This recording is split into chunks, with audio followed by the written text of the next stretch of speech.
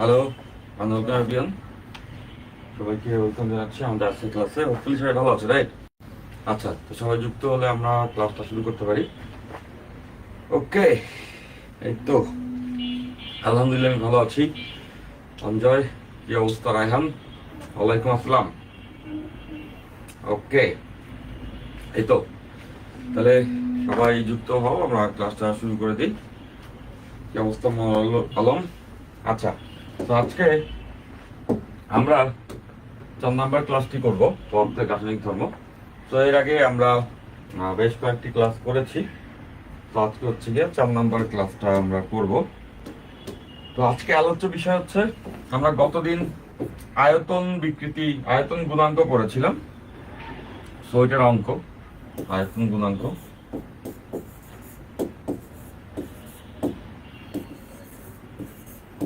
তো আয়তন গুণাঙ্ক আমরা জাস্ট পরে কিছু অঙ্ক করেছিলাম। আজকে আরো কিছু গাণিতিক সমস্যা আমরা এটা সলভ করব। পাশাপাশি আমরা পয়সনের অনুপাত শিখব।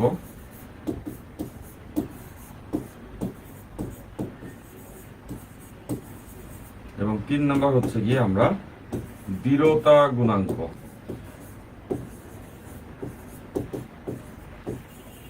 এই 3টা টপিক আমরা আজকে পড়বো। এবং আজকের ক্লাসটা হইলে, এই 4 নাম্বার ক্লাসটি হইলে এই পদার্থের রাসায়নিক ধর্মের 2টা পোর্শন। একটা পোর্শন হচ্ছে কঠিনের পোর্শন, আর একটা পোর্শন হচ্ছে তরলের পোর্শন বা প্রবাহীর পোর্শন।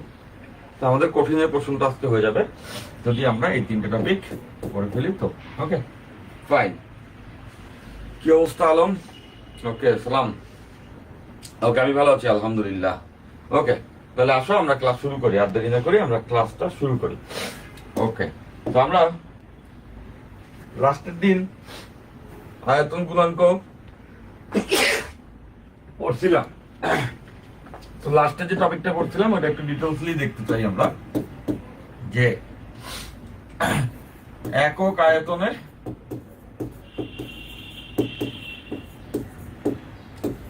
সঞ্চিত শক্তি। একক আয়তনে সঞ্চিত শক্তি। আচ্ছা, তো আমরা আয়তন গুণাঙ্কের এই সূত্রটা সবাই শিখছি। আয়তন গুণাঙ্ক বা bulk modulus, B equals to P বড় ভি ডিভাইডেড বাই ছোট ভি। ওকে, পি হচ্ছে গিয়া চাপ, ভি হচ্ছে আদি আয়তন, আর ছোট ভি হচ্ছে আয়তনের পরিবর্তন। ওকে, এখন আমরা আয়তনের যখন পরিবর্তন হয়, একক আয়তনে কতটুকু কাজ হয় সেটা বের করব। একক আয়তনে কতটুকু কাজ হয় সেটা বের করব। তো এই সূত্র আমরা সবাই জানি, W ইকুয়ালস টু PV, চাপ এবং আয়তনের গুণফল মানে কাজ। হ্যাঁ, এটা আমাদের বিবেকে জানা আছে, তারপরে একটু দেখা দিচ্ছি। W equals to Fx, ball into সরণ। আমরা জানি কৃত কাজ, W ইকুয়ালস টু Fx।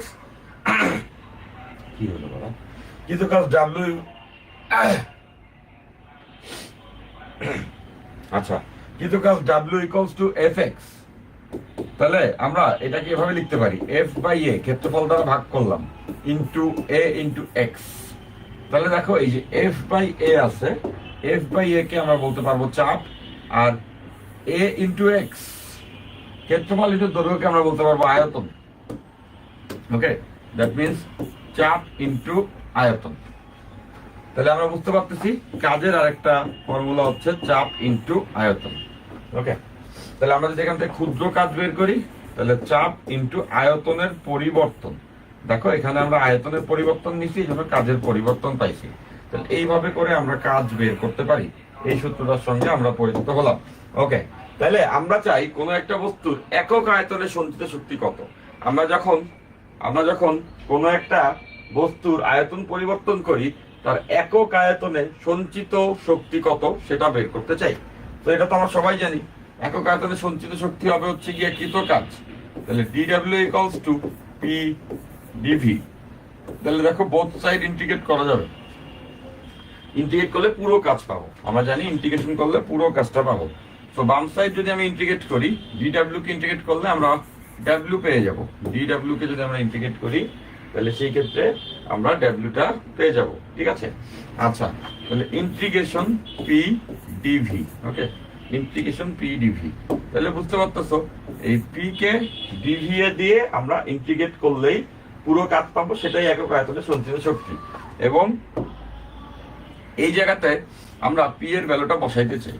তো দেখো আয়তন গুণাঙ্কের এই জায়গা থেকে কিন্তু আমরা পি পেয়ে যাই। পি ইকুয়ালস টু কত আসবে? পি ইকুয়ালস টু আসবে বি বাই বড় ভি ইন্টু ছোট ভি, বি বাই বড় ভি ইন্টু ছোট ভি। তাহলে এখানে পি এর ভ্যালু আমরা বসাই দিব। তাহলে দেখো বি বাই বড় ভি ইন্টু ছোট ভি ডিভি। ওকে, তাহলে এই জায়গাতে আমরা এতটুকু সবাই নিশ্চয়ই বুঝে গেছি যে এই বি বাই ভি এটা কিন্তু কনস্ট্যান্ট, এটা হচ্ছে কনস্ট্যান্ট, এটা একটা ধ্রুবক। তাহলে ধ্রুবক ইন্টিগ্রেশনের বাইরে চলে আসে। কেন ধ্রুবক? কারণ আয়তন গুণাঙ্ক ধ্রুবক এবং আদি আয়তন, আদিতে আয়তন কত ছিল এটা তো ফিক্সড, আয়তন পরে পরিবর্তন করা হয়েছে। এই ছোট ভি হচ্ছে আয়তনের পরিবর্তন, তার মানে এটা তো আদি আয়তন, আদি আয়তন তো ফিক্সড। তাহলে সেটা বের হয়ে আসবে। সেটা যদি বের হয়ে আসে W equals to B by বড় ভি ইন্টিগ্রেশন ছোট ভি ডিভি। Okay fine. এখন এখানে আমরা বুঝতেছি আয়তনের পরিবর্তনকে যখন ইন্টিগ্রেট করব, প্রথমে আয়তনের পরিবর্তন ছিল 0, ফাইনালি আয়তনের পরিবর্তন হয়েছে ভি, মানে ভি পরিমাণ আয়তন চেঞ্জ হয়েছে। তাহলে এই ইন্টিগ্রেশন সবাই আমরা করতে পারবো। ভি বাই ভি, এই ছোট ভিকে ইন্টিগ্রেট করলে আসবে ভি স্কয়ার বাই 2, আসবে হচ্ছে ভি স্কয়ার বাই 2, নিচের লিমিট 0, উপরের লিমিট হচ্ছে ভি। তাহলে এবার ডাটা বসাইলে আমরা একবারে লিখতে পারবো, এই হাফ বের হয়ে আসছে হাফ বি ভি, আর এখানে যেটা বসাইলে দেখতেছো ভি স্কয়ার মাইনাস 0 এর স্কয়ার, 0 এর স্কয়ার 0। তাহলে এখান থেকে আমরা পেয়ে যাবো W equals to half B by V এবং ছোট ভি স্কয়ার। এখন বলছে কি একক আয়তনে সঞ্চিত শক্তি, তাই না? তো এইটা সূত্রটা হচ্ছে এইটা, এটা হচ্ছে একক আয়তনে সঞ্চিত শক্তি, একক আয়তনে সঞ্চিত শক্তি। তাহলে আমরা এভাবে মনে রাখবো half B by V divide by ছোট ভি স্কয়ার। Okay fine. তাহলে এই জায়গাতে আমরা বুঝতেছি বলছে একক আয়তনে, তাহলে আয়তন কত হবে? আয়তন হবে 1 মিটার কিউব, আদিতে আয়তন হবে হচ্ছে 1 মিটার কিউব। তাহলে এটার ভ্যালু যদি আমরা 1 মিটার কিউব বসাই, এটার ভ্যালু যদি 1 মিটার কিউব বসাই, তাহলে সূত্রটা হবে হাফ বি ছোট ভি স্কয়ার। এই সূত্রটা গতদিন আমি দেখাইছিলাম, আজকে একটু অন্যভাবে জিনিসটা ডিরাইভ করে দেখাইলাম। ঠিক আছে ভাই, ব্যাকগ্রাউন্ড নয়েজ বেশি আসতেছে আসলে, কি বলো? Let me check it. ঠিক আছে ভাই, ব্যাকগ্রাউন্ড নয়েজ বেশি আসতেছে। True true, wait.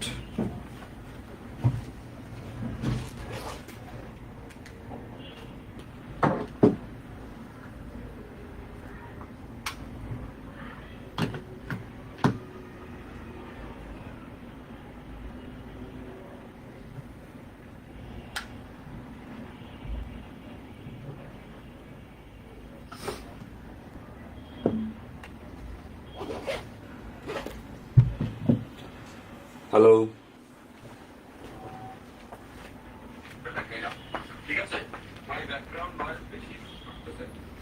আচ্ছা এবার দেখো তো ঠিক আছে কিনা।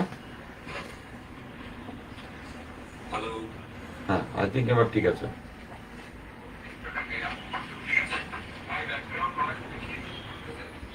আচ্ছা এবার দেখো তো ঠিক আছে কিনা।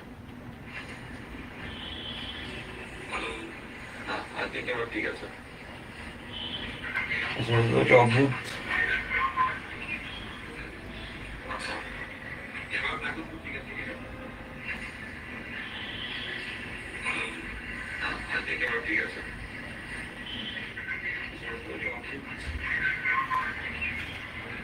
আচ্ছা এই জাহাজটা কেন আসতেছে I don't know.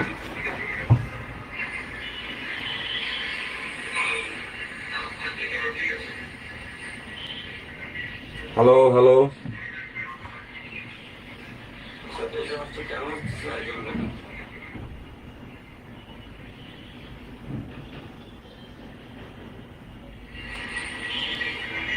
Hello hello hello,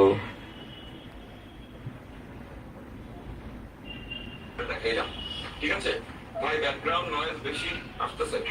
hello hello hello, আচ্ছা সবাইকে একটু বলছি যে যেহেতু নয়েজ আসতেছে, ওকে, তো আমাকে আসলে রডটা আবার চেক দিতে হবে। সো লাইটটা হচ্ছে গিয়ে, আচ্ছা দেখি চেক করে দেখি, ওয়েট, ঠিক হয়ে যায়।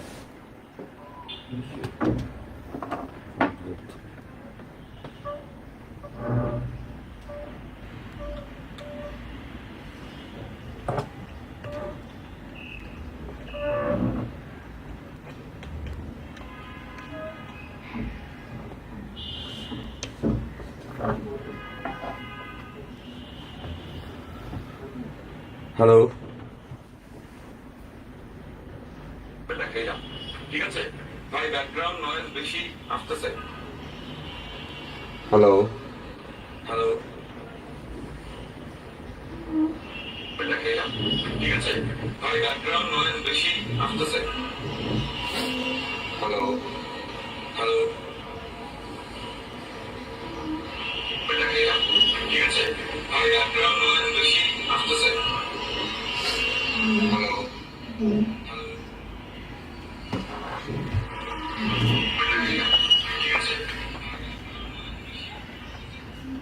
আচ্ছা, কেউ কেউ বলছো ক্লাস করা যায়, এরকম নয়েজ কেন আসতেছে? এক এক দিনে একটা প্রবলেম হয় আসলে, খুব হচ্ছে গিয়া অদ্ভুত অদ্ভুত জিনিসপত্র হয়। যেমন আজকে ক্লাসে সব অল ওকে, বাট হঠাৎ করে রড একটা বিহেভিয়ার শুরু করে। আই ডোন্ট ইভেন নো যে আসলে কেন এরকম হয়, আর তখন যে আমার মেজাজ খারাপ হয়, তাই বলি না ভাই ক্লাস করার সমস্যা নাই, পারি আজকে। ওকে তাহলে চলো, আজকে এটা হচ্ছে গিয়ে চলতে থাকুক। ওকে আচ্ছা ফাইন, এরকম হয় কেন? আচ্ছা, তো গেল, তোমার যেহেতু বলতেছো যে ক্লাস করা যায়, তাহলে ক্লাস কন্টিনিউ করতে থাকি, ক্লাসটা একটু করাই কিছুটা সময়। আচ্ছা ওকে, সো একক আয়তনে সঞ্চিত শক্তি, এটা আমরা বুঝে ফেলছি। ওকে ফাইন, তো এখান থেকে ক্ষুদ্র ক্ষুদ্র অঙ্ক আসতে পারে। লেটস সে এভাবে বললাম, বস্তুর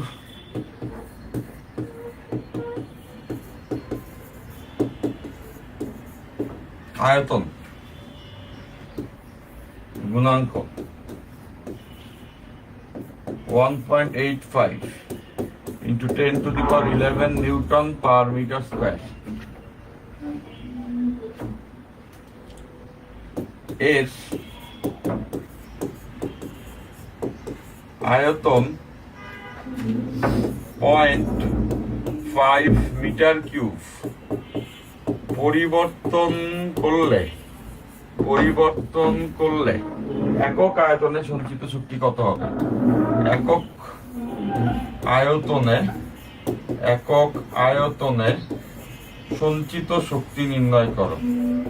সঞ্চিত শক্তি নির্ণয় করো, একক আয়তনে সঞ্চিত শক্তি নির্ণয় করো। ওকে ফাইন, তো এটা খুব সিম্পল, কিন্তু এই সূত্রটা বইয়ে নাই, তো এই জন্য এই অঙ্কটা আমরা এখানে করা রাখতেছি। বাট এটা কিন্তু অলরেডি এমসিকিউ হিসাবে অ্যাডমিশন একবার আসছে। তাহলে হাফ বি ছোট ভি স্কয়ার, হাফ বি ছোট ভি স্কয়ার। ওকে ফাইন, তাহলে হাফ বি, তো বি এর ভ্যালু এখানে দেওয়া আছে 1.85 ইন্টু 10 টু দি পাওয়ার 11 ছোট ভি স্কয়ার, ছোট ভি হচ্ছে 0.5, এইটার স্কয়ার। তাহলে বুঝতেছো এত জুল আনসার। তো এটা আমরা পারবো। ওকে, এটা আমরা সবাই পারবো, জাস্ট অঙ্ক হিসেবে থাকলো, গেল এটা। এরপর আয়তন গুণাঙ্কের যে অংশটা আছে, এইটা দিয়ে খুব কম অঙ্ক আছে। তো ইম্পর্টেন্ট যে পার্ট, সেটা আমরা দেখছি। গতদিন আমরা একটা পারদের ঘনত্বের অঙ্ক দেখছিলাম, তো ডেফিনেটলি এই অঙ্কগুলো আমরা সবাই পারবো। ওকে আচ্ছা, অবভিয়াসলি আমরা এই অঙ্কগুলো পারবো। তো এরকম ক্ষুদ্র ক্ষুদ্র কিছু অঙ্ক হতে পারে, যেমন এভাবে বলা আছে, একটি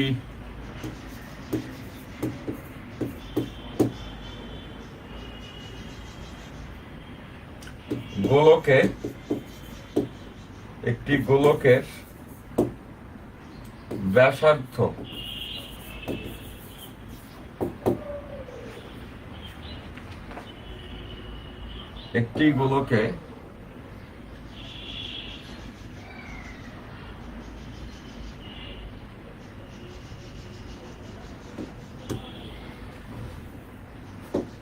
বলা হচ্ছে 5 ATM চাপ প্রয়োগে 5 ATM চাপ প্রয়োগে কোন গোলকের 5 ATM চাপ প্রয়োগে কোন গোলকের ব্যাসার্ধ 20% হ্রাস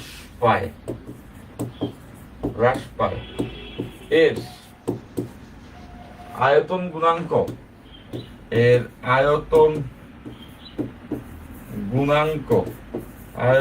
গুণাঙ্ক ও সংনম্যতা আয়তন গুণাঙ্ক ও সংনম্যতা নির্ণয় করো ওকে ফাইন। তাহলে এই জায়গাতে আমরা আয়তন গুণাঙ্কের একক অলরেডি দেখছি, বি ইকুয়ালস টু পি বড় ভি বাই আয়তনের পরিবর্তন।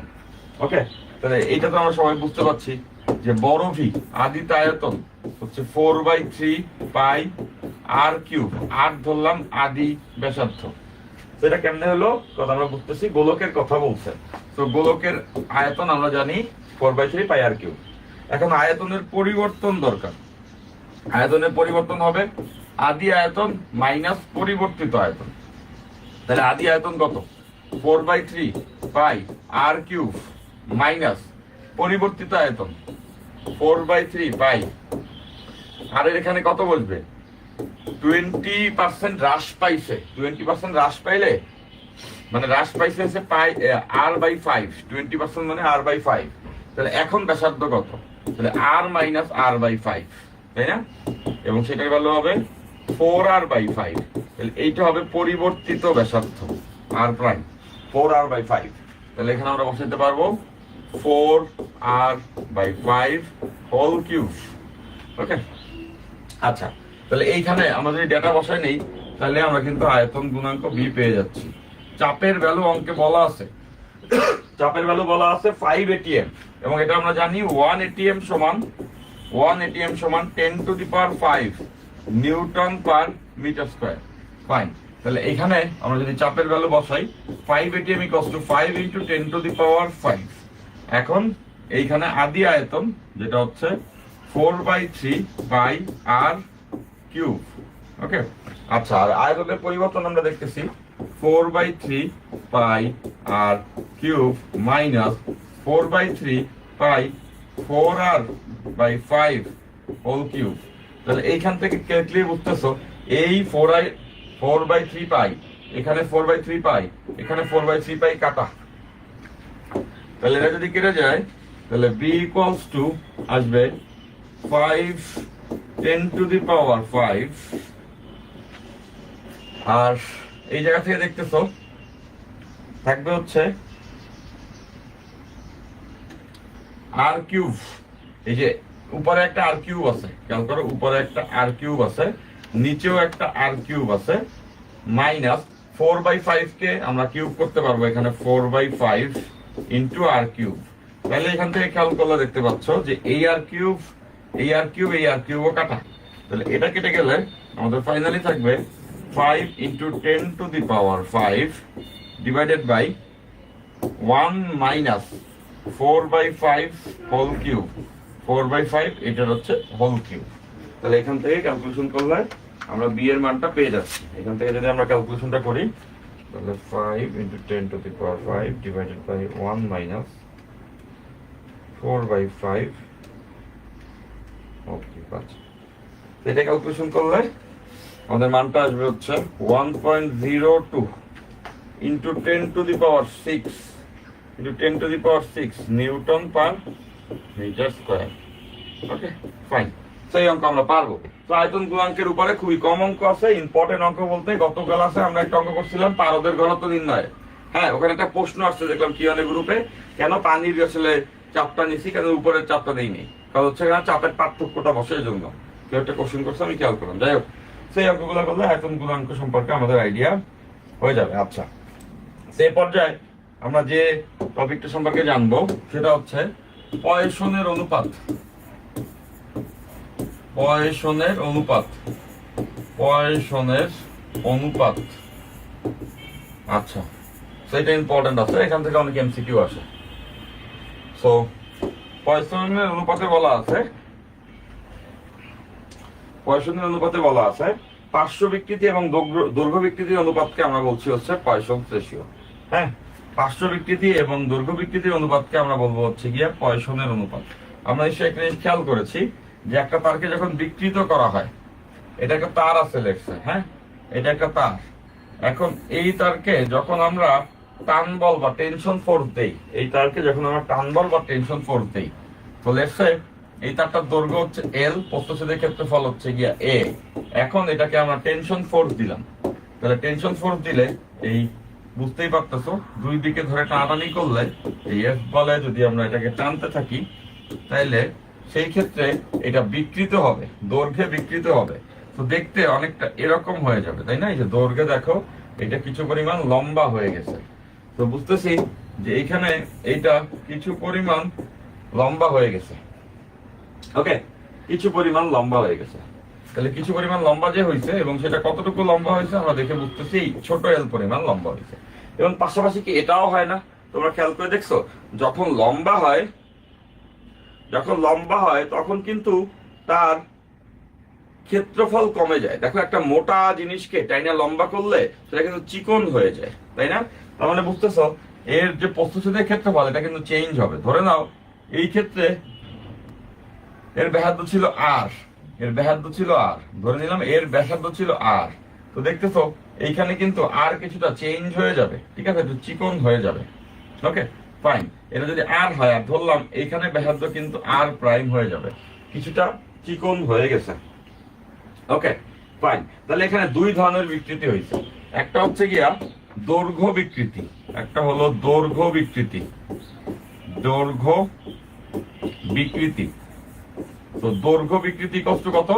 ছোট এল বাই বড় এল। দৈর্ঘ্য বিকৃতি ইকুয়ালস টু,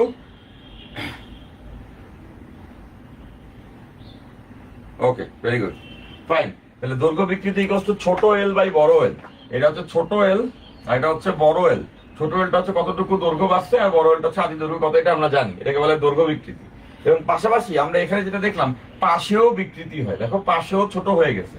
তাহলে এখানে আরেকটা টার্মের সঙ্গে আমরা পরিচিত হব যেটাকে আমরা বলছি পার্শ্ব বিকৃতি, ওকে পার্শ্ব বিকৃতি। এখন পার্শ্ব বিকৃতিকে আমরা এভাবে লিখবো, পার্শ্ব বিকৃতি। ওকে আচ্ছা, তো পার্শ্ব বিকৃতির ক্ষেত্রে মানে পাশে কতটুকু বিকৃত হয়েছে। ওকে ফাইন, তাহলে পার্শ্ব বিকৃতি এরকম হবে, দেখো আদিতে ব্যাসার্ধ ছিল আর, আর এখন ব্যাসার্ধ আর প্রাইম, তাহলে ব্যাসার্ধের পরিবর্তন কত হয়েছে? ব্যাসার্ধের পরিবর্তন হচ্ছে আর মাইনাস আর প্রাইম। দেখো ছোট হয়ে গেছে, তাই না, লম্বা করছে আর মাইনাস আর প্রাইম। ওকে ফাইন, বা এভাবে আমরা লিখতে পারি যে আর প্রাইম মাইনাস আর পরিবর্তন, হ্যাঁ আর প্রাইম মাইনাস আর। তাহলে এখানে বুঝতেছি ডেল আর বসবে, ডেল আর দ্বারা বোঝাচ্ছে পরিবর্তন। এইখানে পরিবর্তন হয়েছে ডেল আর, কতটুকু ব্যাসার্ধ হ্রাস পাইছে বা কতটুকু ব্যাসার্ধ পরিবর্তন হয়েছে। আর আদিতে ব্যাসার্ধ ছিল আর, তার মানে বুঝতেছো ডেল আর বাই আর। এটা হচ্ছে পার্শ্ব বিকৃতি, মানে ব্যাসার্ধ কতটুকু হ্রাস পাইছে আর কতটুকু হচ্ছে কি আদিতে ব্যাসার্ধ ছিল। এটা আবার এভাবেও লেখা হয়, ছোট ডি বাই বড় ডি। ডি দ্বারা বোঝাচ্ছে ব্যাস, আদিতে ব্যাস ছিল হচ্ছে গিয়া বড় ডি, আর এখানে ব্যাসের পরিবর্তন হচ্ছে গিয়া ছোট ডি। এইখানে যে ডি দেখতেছো এটাকে আমরা বলতেছি ব্যাসের পরিবর্তন। একই কথা, দুই দ্বারা উপরে নিচে গুণ করলে এখানে ব্যাসার্ধের পরিবর্তন, এখানে ব্যাসার্ধ। নিচের এই আর কে আমরা বলতেছিলাম ব্যাসার্ধ, আর এই ডেল আর কে বলতেছি ব্যাসার্ধের পরিবর্তন, ব্যাসার্ধের পরিবর্তন। আর এটা হচ্ছে গিয়া ব্যাসের পরিবর্তনের অনুপাত আর ব্যাসার্ধের পরিবর্তনের অনুপাত সমান। তাহলে ব্যাসের পরিবর্তন মানে ব্যাস কতটুকু পরিবর্তিত হয়েছে, আর এটা হচ্ছে আদি ব্যাস, আগে কতটুকু ব্যাস ছিল। ওকে ফাইন, তাহলে দৈর্ঘ্য বিকৃতি এবং পার্শ্ব বিকৃতি গেল এটা। তো এটা খুবই সিম্পল, একটা কমন সেন্স হিসেবে বুঝতে পারতেছো যে যত বেশি দৈর্ঘ্য বিকৃতি হবে তত বেশি পার্শ্ব বিকৃতি হবে, তাই না? একটা বস্তুকে যখন আমরা টানি যত বেশি দৈর্ঘ্য বিকৃতি হয় ততই পার্শ্ব বিকৃতি হবে। দেখো যত লম্বা করবা ততই কিন্তু পার্শ্ব বিকৃতি হবে। তার মানে এখান থেকে তো এটা বলাই যায় পার্শ্ব বিকৃতি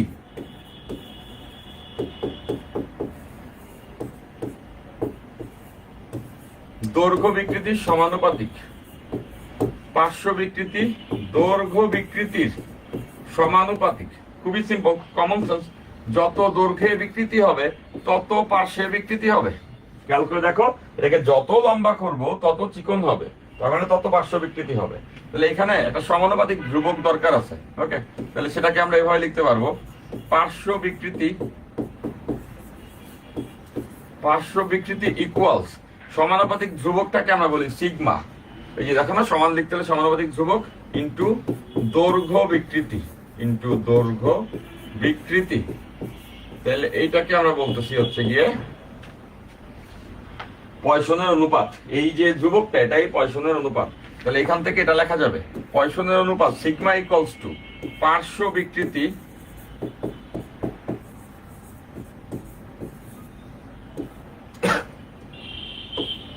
ডিভাইডেড বাই দৈর্ঘ্য বিকৃতি।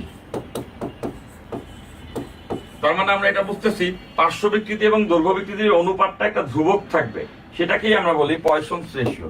এটাকেই আমরা বলবো পয়সনের অনুপাত, পয়সনের অনুপাত,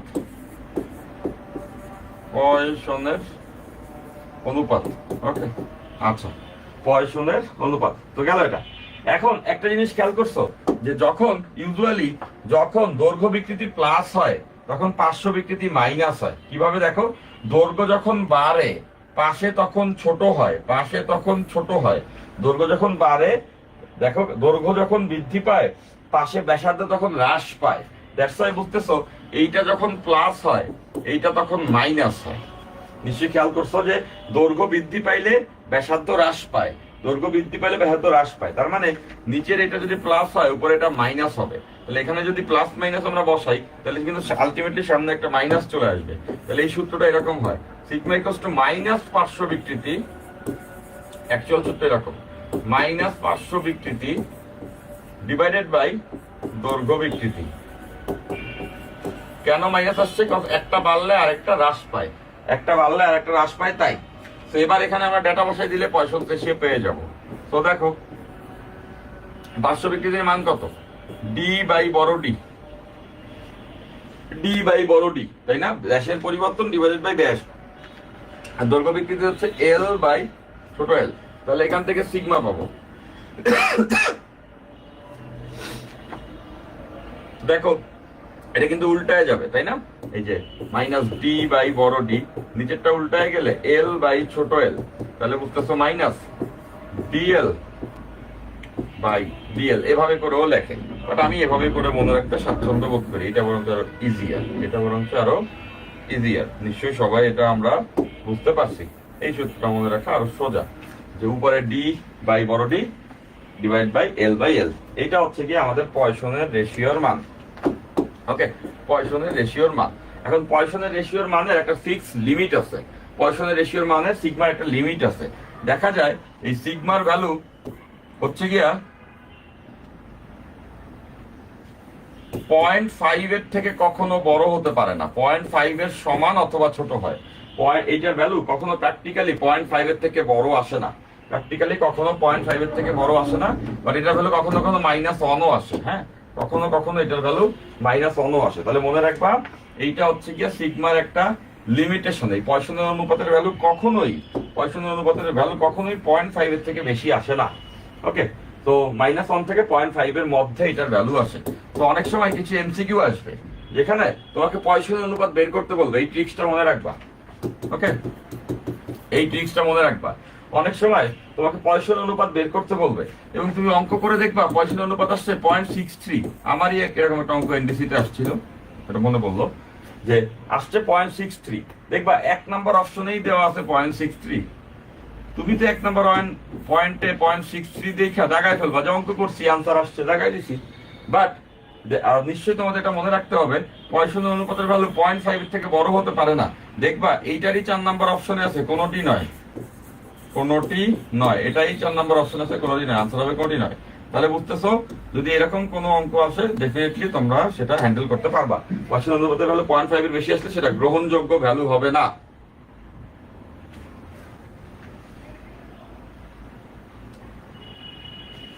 আচ্ছা, তো গেল এটা। আর প্রাইম ছোট, হ্যাঁ আর প্রাইম ছোট দেখেই তো এখানে একটা মাইনাস আসবে। দেখো আর প্রাইম ছোট না, আর প্রাইম ছোট দেখেই তো এখানে একটা মাইনাস আসবে বিয়োগ করলে, সেই মাইনাসটাই তো আমরা এখানে বসায় নিছি সিস্টেমেটিক্যালি। ওকে, আচ্ছা তো গেল। তাহলে চলো আমরা পয়সনের অনুপাত দিয়ে একটা অঙ্ক করে ফেলি। পয়সনের অনুপাত দিয়ে একটা অঙ্ক করে ফেলি। আচ্ছা, তো এখানে ক্ষুদ্র ক্ষুদ্র কিছু অঙ্ক আছে।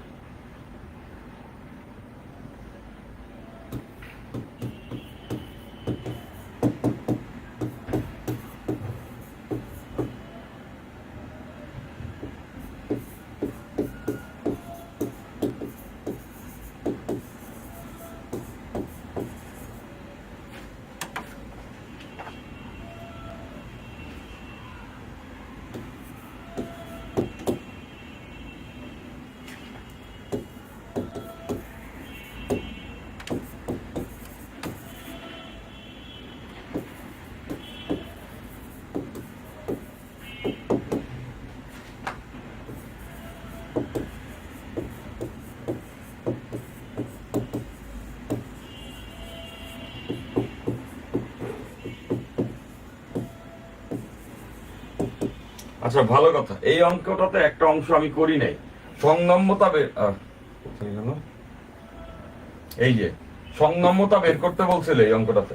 তো সংনম্যতা এই কষ্ট আগের দিন তোমাদের আমি দেখাই দিছিলাম, তো তাও মনে করাই দিই। সংনম্যতা এই কষ্ট কিন্তু 1/b, সংনম্যতা এই কষ্ট 1/b। তো বি এর ভ্যালু তো পাইছি, এটা এখানে বসাই দিলেই আমরা সংনম্যতার আনসারটা পেয়ে যাব। ওকে, আর সংনম্যতার একক হচ্ছে গিয়া newton inverse metre square. Okay fine. পয়সনের অনুপাত নির্ণয় করো, এবং দেওয়া আছে আদি ব্যাস, আদি ব্যাসার্ধ, আদি ব্যাসার্ধ দেওয়া আছে। আদি ব্যাসার্ধ হচ্ছে 5 মিলিমিটার। ওকে আচ্ছা ফাইন। তাহলে দেখো একটি তারের দৈর্ঘ্য, এখানে যেটা বলে দিচ্ছে, একটি তারের দৈর্ঘ্য 10% বৃদ্ধি করায় এর ব্যাস 1 মিলিমিটার হ্রাস পায়। পয়সনের অনুপাত নির্ণয় করো। আদি ব্যাস হচ্ছে গিয়া 5 মিলিমিটার। তাহলে একটু খেয়াল করে দেখো, পয়সনের অনুপাত আমরা একটু আগে দেখছি। পয়সনের অনুপাত sigma equals to minus D by বড় D L by L. Okay fine. তাহলে দেখো ডি বাই বড় ডি এর ভ্যালু আমরা জানি, ডি বাই বড় ডি এর ভ্যালু বের করবো। তার আগে দেখো এল বাই এল এর ভ্যালুটা আমরা একবারে বসাইতে পারবো। দেখো দৈর্ঘ্যের পরিবর্তন দেওয়া আছে 10%, এত পার্সেন্ট বৃদ্ধি পায়, স্পষ্ট বলে দিচ্ছে। দৈর্ঘ্য 10%, 10% বৃদ্ধি পায় মানে এটাই দৈর্ঘ্য বিকৃতি। সেটা 10% মানে কত? 0.1। আমরা হিসেবে বুঝতেছি 0.1। এইটাই তো এল দেওয়া আছে, মানে ছোট ছোট এল বাই বড় এল মানে হচ্ছে 10%।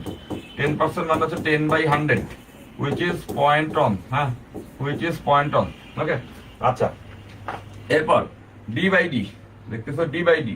তো এই D by D equals to কত হবে? তো খেয়াল করে দেখো, ডি বাই ডি যখন বের করব, এই ডি হচ্ছে গিয়া আয়ত, ডি হচ্ছে গিয়া ব্যাস কতটুকু পরিবর্তিত হয়েছে। এখানে কিন্তু বলেছে ব্যাস হ্রাস পাইছে, হ্রাস মানে মাইনাস। তার মানে এখানে তো সূত্রে মাইনাস আছেই, আর ডি এর ভ্যালুও মাইনাস। ডি এর ভ্যালু মাইনাস কত? 1 মিলিমিটার। এই যে 1 মিলিমিটার ডিভাইডেড বাই আদি ব্যাস। দেখো ব্যাসার্ধ দেওয়া আছে 5, তাহলে আদি ব্যাস কত হবে? আদি ব্যাস হবে 10 মিলিমিটার। তাহলে এখানে 10 কেন? দেখো দুইটাই মিলিমিটারে রাখছি, খুব সিম্পল। দেখো এখানে খুবই সিম্পল যে আমরা এটা বুঝতেছি, এটাও মিলিমিটার এটাও মিলিমিটার, তাহলে অনুপাত নিছি, সমস্যা নাই তো। আর এখানে কেন মাইনাস নিছি? এখানে তো হ্রাসের কথা বলছে, এটা তো ছোটটি হ্রাস, হ্রাস মানে তো মাইনাস। তাহলে দেখো এই মাইনাসে প্লাস। ওকে, আর উপরেও থাকতেছে 0.1 ডিভাইডেড বাই 0.1। কাটাকাটি করলে কত আসে? কাটাকাটি করলে এটা ভ্যালু আসে 1, যা গ্রহণযোগ্য নয়। নিশ্চয়ই বুঝতে পারতেছো। আমরা যেহেতু জানি পয়সনের অনুপাতের ভ্যালু -1 থেকে 0.5 হইতে পারে, সর্বোচ্চ সর্বোচ্চ হতে পারে 0.5। ওকে, পজিটিভ সর্বোচ্চ হতে পারে 0.5। তাহলে এটি গ্রহণযোগ্য নয়, এটি গ্রহণযোগ্য নয়, গ্রহণযোগ্য নয়, এটাই আনসার। এইটা গ্রহণযোগ্য নয়। কারণ কি? পয়সনের অনুপাতের প্র্যাকটিক্যাল ভ্যালু এরকম হয়, দ্যাটস ওয়াই এটি গ্রহণযোগ্য নয়। ঠিক আছে, তো এরকম অঙ্ক আসলে নিশ্চয়ই আমরা সবাই পারবো। ভাই নেক্সট কোন চ্যাপ্টার? নেক্সট তো শিওর এবার পর্যায়বৃত্ত গতি 8 আর 9 টানা পড়াবো। তোমরা অনেকবার পর্যায়বৃত্ত গতির কথা বলছো। 7 শেষ হলে 8, 9 টানা পড়বো আমরা। 7 শেষ হলে 8, 9 টানা পড়বো। আর তাইলে 8, 9 পড়া হয়ে গেলে আমাদের বাকি থাকবে হচ্ছে প্রথম দুইটা চ্যাপ্টার 1, 2। প্রায় কিন্তু আমরা গুছায় ফেলছি, তাই না? দেখো আমরা কি বলে নিউটনীয় বলবিদ্যা পড়ছি, কাজ ক্ষমতা শক্তি পড়ছি, মহাকর্ষ পড়ছি, তারপর আমরা আদর্শ গ্যাস পড়ছি, 4টা পড়ছি। এইটা হইলে 5টা, তাহলে বাকি থাকবে হচ্ছে গিয়া তোমার আমরা 4 পড়ছি, 5 পড়ছি, 6 পড়ছি, আর 7 পড়তেছি, আর 10 পড়া আছে, তাহলে মাঝখানে থাকবে 8 9। তাহলে 8 9 পড়ে ফেলবো টানা, পর্যাবৃত্ত গতি এবং তরঙ্গ পড়ে ফেলবো। এই দুটা পড়ে ফেললে আমাদের কিন্তু মোটামুটি কমপ্লিট গতিবিদ্যা এবং ভেক্টর আমাদের। তোমরা দেখছো কিনা গতিবিদ্যা ভেক্টর কিন্তু আমাদের আর্কাইভে দেওয়া আছে। সো মোটামুটি ফার্স্ট পেপার কমপ্লিট, আর্কাইভে দেওয়া আছে। তারপরেও আমরা এটা পড়বো, অবশ্যই পড়বো, বাট অ্যাটলিস্ট এই 7 শেষ হলে 8 9, ঈদের পরের মাসেই 8 9 শেষ হয়ে যাবে। আর চমৎকার মজা হবে। 8 9 শেষ হয়ে গেলেই কিন্তু আমরা ডু অর ডাই 3.1 এ সবগুলোই শেষ করে ফেলছি, 1 থেকে 10 শেষ করে ফেলছি, এই অনুভূতি চলে আসবে। দেখো আমরা হচ্ছে গিয়া কি বলে নিউটনিয়ান মেকানিক্স 3 নাম্বার, নিউটনের মেকানিক্স 4 নাম্বার, কাজ ক্ষমতা শক্তি 5 নাম্বার এবং মহাকর্ষ 6 নাম্বার পড়ে ফেলছি। এখন 7 নাম্বার কন্টিনিউ হচ্ছে। তো মাঝখানে বাকি এই 10 আবার ডান। তাহলে দেখো মাঝখানে কারা বাকি, মাঝখানে বাকি হচ্ছে 8 এবং 9। তাহলে এই 7 তো আজকে 4 নাম্বার ক্লাস, 7 তো শেষ হয়ে যাবে। 7 শেষ হলে 8 9 আমরা টানা পড়বো। এই দুটো একই টপিক, পর্যাবৃত্ত গতি। আমি এখনই বলে দিচ্ছি, সিম্পল হারমোনিক মোশন আর ওয়েভ, এই দুইটা আমরা ব্যাক টু ব্যাক পড়বো। একই টাইপের কনসেপ্ট, মনেই হবে না যে ডিফারেন্ট চ্যাপ্টার পড়তেছি, এভাবে পড়ে ফেলবো। তাহলে এই দুটা শেষ পর্যায়ে আমার খুব মজাও লাগবে, ইজিও আছে। তাহলে এই দুটা পড়াই ফেললে তো দেখো সামনে বাকি থাকে কত, 1 2 3। 2 হচ্ছে গিয়ে ভেক্টর, 3 হচ্ছে গিয়ে তোমার কি বলে গতিবিদ্যা। এই দুটার আর্কাইভ দেওয়া আছে এবং একও একটা ছোট ক্লাস আর্কাইভ দেওয়া আছে, দেখো ফাইন। তো এইগুলো আর্কাইভ দেখলেই হয়। তো তারপরে বলতেছি 1 কে কোনো চ্যাপ্টারই ধরার দরকার নেই। প্রথম কথা হচ্ছে 1 কে কোনো চ্যাপ্টারই ধরার দরকার নেই, কারণ হচ্ছে যে 1 একদম আধা ঘন্টায় পড়াই দেওয়া যায়। তো ওইটা নিয়ে চিন্তা করতে হবে না, আমি পড়াবো অবশ্যই। তো এইখান থেকে 2 3 আর্কাইভে দেওয়া আছে। তারপরেও এইগুলা যদি আমাদের হয়ে যায়, তারপরে আমরা 2 3 আসবো, ভেক্টরের উপরে বেশ অঙ্ক করাবো, পাশাপাশি হচ্ছে গিয়া গতিবিদ্যার উপরে থিওরি এবং অঙ্ক আমরা করবো। তাহলে কিন্তু আমাদের পুরোপুরি বইটা শেষ। তারপরে আমরা ক্লোজ টু দ্যাট। 7 পড়লেই দেখা, আর মাত্র বাকি আছে 4টা চ্যাপ্টার। এই দুটার আবার আর্কাইভ দেওয়া আছে। তার মানে বুঝতেছে এই দুইটা পড়লেই আমাদের একবার ফুল ফ্লেজেডলি শেষ। এরপরে আমরা এখানে অবশ্যই কাজ করতেছি। ওকে, তার মানে দেখো আমরা কত কম্প্যাক্টলি এই কোর্সের লাস্টের দিকে এসে পড়ছি। ওকে, কত কম্প্যাক্টলি এসে পড়ছি। আচ্ছা ভাই, পর্যায়বৃত্তর সাথে মনে হয় মহাকর্ষ কানেক্টেড। পর্যায়বৃত্তর সঙ্গে মহাকর্ষ তেমন কোনো কানেকশন নাই, আছে মহাকর্ষ বলের বিপরীতে কিন্তু টুকটাক কিছু আছে, বাট অত বেশি নাই। ওকে, গতি পড়াবো না? হ্যাঁ পড়াবো, তুরন্ত অবশ্যই পড়াবো। আমি পড়াবো না বলি নাই, মানে একটা জিনিস আছে না যে তোমরা রেডি, যে আমাদের ফার্স্ট পেপার আসলে রেডি নিয়ে আন্ডারে পড়া হয়ে গেছে, তারপরে আমরা 2 আর 3 এর উপরে কাজ করবো। ফাইন, তো গেল সেই অঙ্ক আমরা পারছি। এরপর এটা একটা চমৎকার অঙ্ক। দেখো এই অঙ্কের আগে একটা কনসেপ্ট শিখতে হবে, যেটা ওই যে চ্যাপ্টার 1 এর কথা বললাম না, ওইখানে আমাদের আছে। চ্যাপ্টার 1 এর ওইখানে আমাদের আছে পরিবর্তনের হার নির্ণয় করা। এটা কেন শিখাবো? এইটা এখন যে অঙ্কটা করব একটা আইডিয়াস্টার প্রবলেম বটে, বাট সেটা আমাদের এই কনসেপ্টটা দরকার হবে। পরিবর্তনের হার নির্ণয় করা, পরিবর্তনের হার নির্ণয় করা, পরিবর্তনের হার নির্ণয় করা, পরিবর্তনের হার নির্ণয়, পরিবর্তনের হার নির্ণয়। Okay fine. কোন একটা রাশির পরিবর্তনের হার বলতে কি বোঝায়? মনে করো এক্স একটা রাশি, হ্যাঁ, তো এই এক্স এর পরিবর্তনের হার, এক্স এর পরিবর্তনের হারকে বোঝাবে, এক্স যদি একটা টার্ম হয় তাহলে এক্স এর পরিবর্তনের হারকে বোঝাবে ডেল এক্স বাই এক্স। এইটাকে আমরা বলি পরিবর্তনের হার। এই ডেল এক্স বাই এক্স মানে কতটুকু পরিবর্তন হয়েছে আর আদিতে কত ছিল, এটাকে আমরা বলি পরিবর্তনের হার। ওকে, এই ডেল এক্স বাই এক্স কে আমরা বলতে পারবো পরিবর্তনের হার। ওকে ফাইন, কি হারে পরিবর্তিত হচ্ছে। তো গেল এটা। এখন আমরা পরিবর্তনের হারের একটা সুন্দর সূত্র আছে, এটা ডিফারেন্সিয়েশন থেকে আসে। এটা জানলে দেখবা খুব ইজিলি আমরা অনেক টাইপের জিনিসপত্র মানে সহজে করে ফেলতে পারবো। মনে করো যে এ একটা টার্ম আছে যেটা এক্স আর ওয়াই এর উপরে ডিপেন্ড করে। Okay, X to the power N and Y to the power M এর উপরে ডিপেন্ড করে। এটা ভৌত জগত পরিমাপ প্রথম চ্যাপ্টারের একটা আসলে কনসেপ্ট, বা সেটা আমরা এখানে কাজে লাগাবো, এখানে একটা অঙ্কে আমরা কাজে লাগাবো। তাহলে দেখতেছো এখানে এ যে রাশিটা, এটা কার উপরে নির্ভরশীল? এক্স এর উপরে নির্ভরশীল আর ওয়াই এর উপরে নির্ভরশীল। নিশ্চয়ই বুঝতে পারতেছ, এ রাশিটা এক্স এর উপরে নির্ভরশীল এবং ওয়াই এর উপর নির্ভরশীল। ওকে, আচ্ছা ফাইন। এবং শুধু তাদের উপরে নির্ভরশীল না, তাদের এন তম পাওয়ার আর এন তম পাওয়ারের উপর নির্ভরশীল।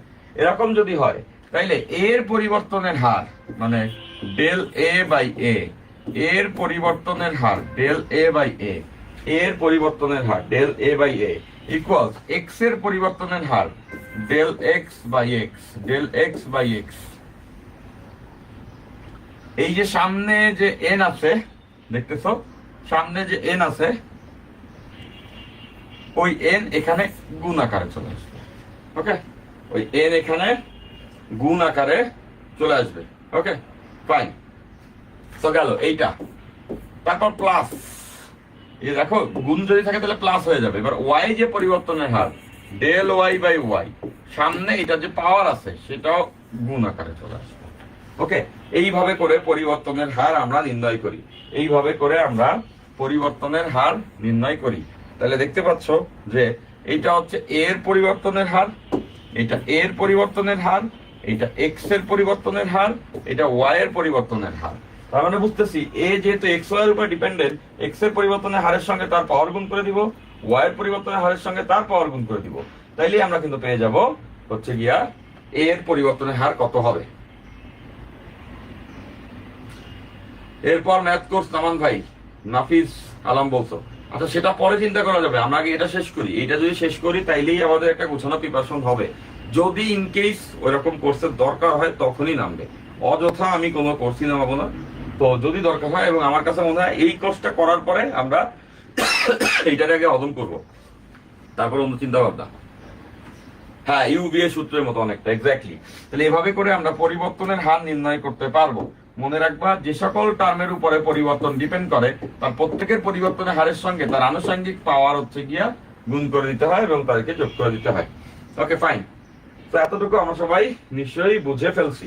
এখন এখান থেকে আরেকটা ছোট কোশ্চেন চলে আসে, যদি ভাই এখানে পাওয়ার মাইনাস হয়, লেটস সে এরকম আছে। আচ্ছা ওটা যে পরে আলোচনা হবে, ফার্স্ট এই যে প্রথম যেটা যখন পড়াবো তখন আলোচনা হবে, সমস্যা নেই। তো এখন এইটা আমরা সবাই বুঝতে পারছি, তো এইটা একটু লাগবে। এটা আমি মাঝখানে কেন দেখাই নিলাম, কত আমরা এখন একটা চমৎকার অঙ্ক করবো। এইটা বেসিক্যালি একটা আইআইটি স্ট্যান্ডার্ড প্রবলেম, বাট সোজা, এমন আহামরি কঠিন কিছু না। দেখো, একটি তারের দৈর্ঘ্য ও ব্যাসার্ধ, একটি তারের দৈর্ঘ্য ব্যাসার্ধ যথাক্রমে, দৈর্ঘ্য ব্যাসার্ধ যথাক্রমে এল ও আর, এল হচ্ছে দৈর্ঘ্য, ব্যাসার্ধ হচ্ছে গিয়ে আর।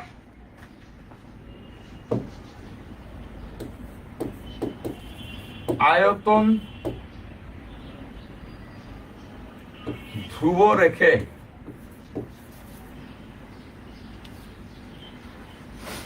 আয়তন ধ্রুব রেখে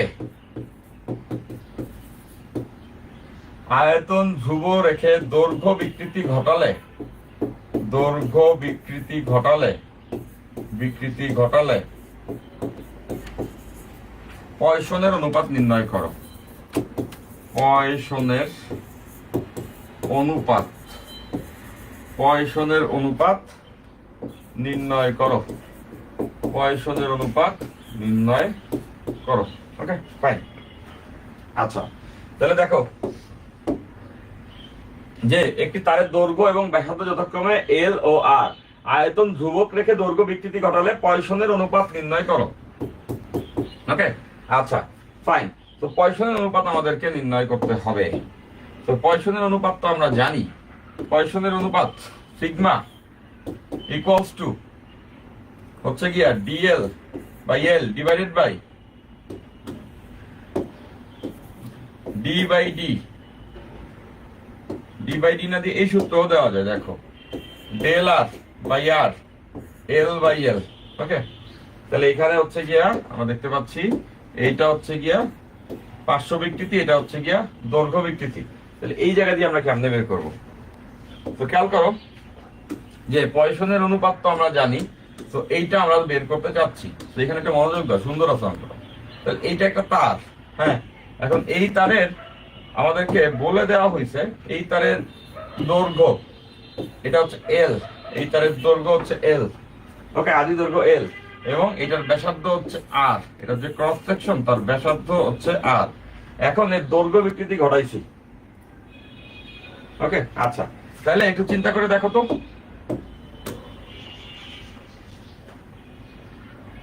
যে এর আয়তন কত হবে, এটার আয়তন কত হবে, আয়তন আয়তন equals to pi R square, sorry না, হ্যাঁ,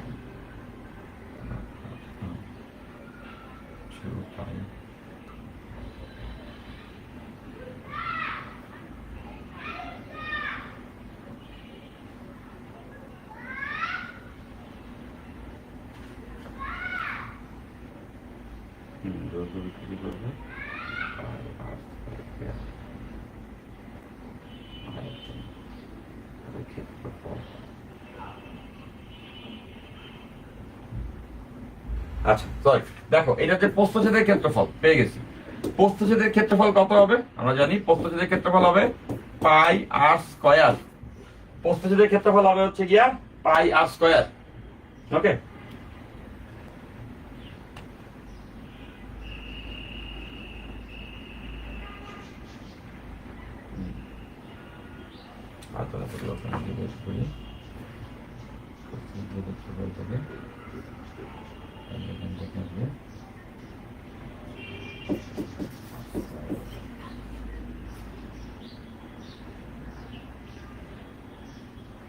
পাইছি পাইছি, যেহেতু আয়তন ধ্রুবকের কথা বলছে, দেখো এখান থেকে হয়ে যাবে, ভালো ছিল। তো আয়তন ধ্রুবক, তাহলে আমরা বুঝতেছি এটার আয়তন কত হবে। এটার আয়তন আমরা সবাই জানি, একটা সিলিন্ডারের আয়তন হচ্ছে পাই R square L, isn't it? একটা সিলিন্ডারের আয়তন পাই আর স্কয়ার এল। একটা সিলিন্ডার যদি আমরা চিন্তা করি, এটার আয়তন হচ্ছে গিয়া পাই আর স্কয়ার এল, বেসিক্যালি আয়তন হচ্ছে পাই আর স্কয়ার এইচ, পাই আর স্কয়ার এইচ। এখানে এইচটাই তো এল এর সমান, দেখো সিলিন্ডারটার উচ্চতাই দৈর্ঘ্যের সমান, তাহলে আমরা লিখতে পারবো এই সিলিন্ডারের আয়তন পাই আর স্কয়ার এল। তাহলে এবার আমরা একটা কাজ করতে পারি, বোথ সাইডকে আমরা এভাবে চিন্তা করতে পারি। দেখো এইখানে যে আমরা আয়তন দেখতেছি, আয়তন কার কার উপরে ডিপেন্ড করে, এই পাই তো ধ্রুবক, আয়তন ডিপেন্ড করে হচ্ছে আর এবং এল এর উপরে।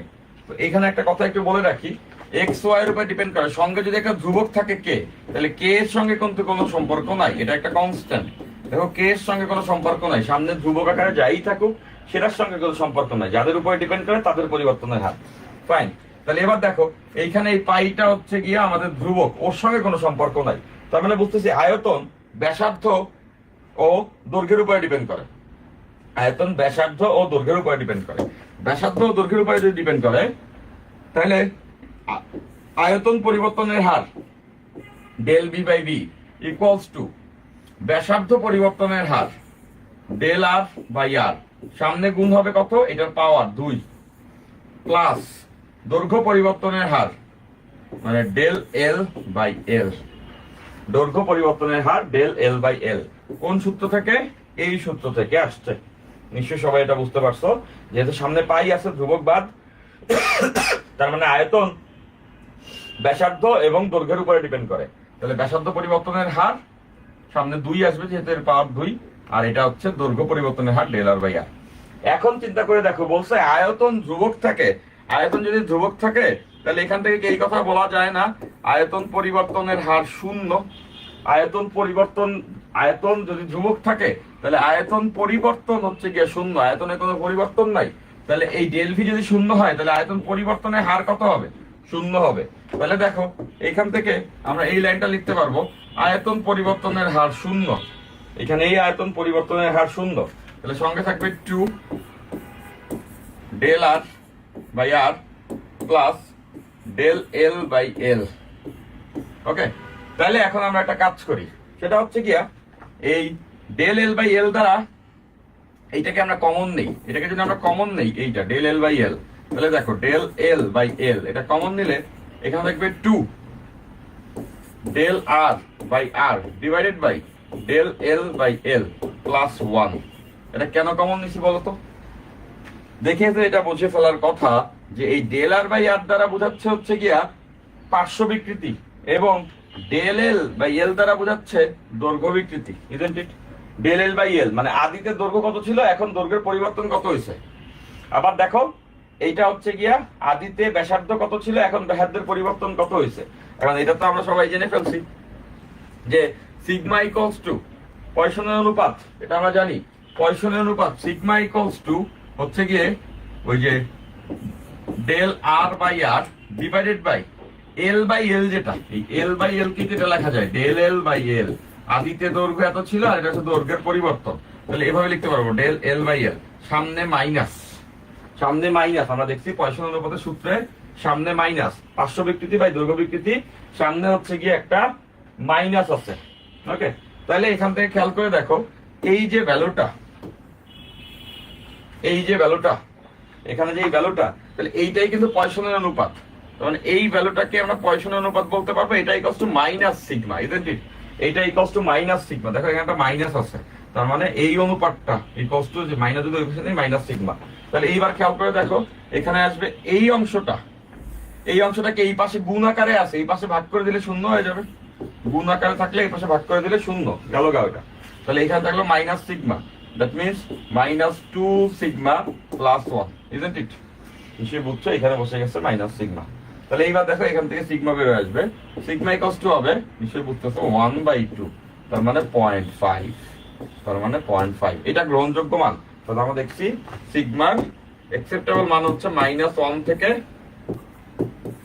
0.5 এর মাঝে। ওকে ফাইন, তাহলে দেখতেছো 0.5 এর সমান হতে পারে, দ্যাট মিনস এটার ভ্যালু হবে এটা। পয়সনের অনুপাতের কোনো একক নাই, কারণ এটা অনুপাত, দুইটা বিকৃতির অনুপাত, এবং এখানে কোনো একক নাই। ঠিক আছে, এটা কিন্তু একটা সুন্দর অঙ্ক ছিল, চমৎকার একটা অঙ্ক ছিল, বলি সবাই বুঝছো 0.5। আচ্ছা ফাইন, তো একটা নামাজের ব্রেক এখন আসলে দরকার, আমরা একটা নামাজের ব্রেকে যাই, নামাজের টাইম হয়ে গেছে, তো সবাই নামাজটা পড়ে নাও, নামাজের ব্রেক। কিন্তু আমাদের ছোট একটা টপিক বাকি আছে, বেসিক্যালি ছোট একটা টপিক বাকি আছে, আয়তনের ওই যে আমরা দৃঢ়তা গুণাঙ্কের অংশটা শুধুমাত্র পড়বো। তাও যেহেতু নামাজের টাইম হয়ে গেছে, তো আমরা একটা নামাজের ব্রেক নিই। হ্যাঁ, নামাজের ব্রেক, সবাই নামাজটা পড়ে নাও। তো এখন বাজে হচ্ছে গিয়া 30 ধরলাম, একটা 30, তো কয় মিনিট ব্রেক দেওয়া উচিত?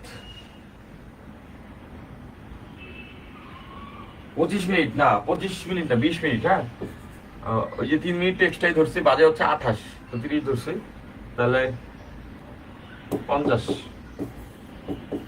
ওকে, 20 মিনিট, যেহেতু জোহরের নামাজ একটু বড় হয়, তো 20 মিনিটে অবশ্যই নামাজটা হয়ে যাবে। হ্যাঁ, তো সবাই নামাজটা পড়ে নাও, আমিও নামাজটা পড়ে আসি, এরপর আমরা ক্লাসের বাকি অংশ করবো। ভাইয়া সেকেন্ড পেপারে স্থির তড়িতের আর্কাইভ ক্লাসগুলো দিলে ভালো হতো, কলেজ এক্সাম ছিল। আচ্ছা, এটা তো হচ্ছে ডুয়ার ডে 3.2-তে। ফাইন, দেখা যাক ওটা দেওয়া যায় কিনা। ওকে, আমি একটু দেখি, আছে দেওয়া যেতে পারে, বাট আমি তো এই স্থির তড়িৎটাই শুরু করবো তাপগতিবিদ্যার পরে। তাপগতিবিদ্যার আজকেই লাস্ট ক্লাস চলবে, ডুয়ার ডে 3.2-এ আজকেই তো লাস্ট ক্লাস তাপগতিবিদ্যার, তারপরেই কিন্তু আমরা স্থির তড়িৎ শুরু করতেছি। ওকে, তাহলে সেই ক্ষেত্রে তো আর্কাইভ দিয়ে দিলে বলে ক্লাস করতে চায় না। আচ্ছা ফাইন, আসছি।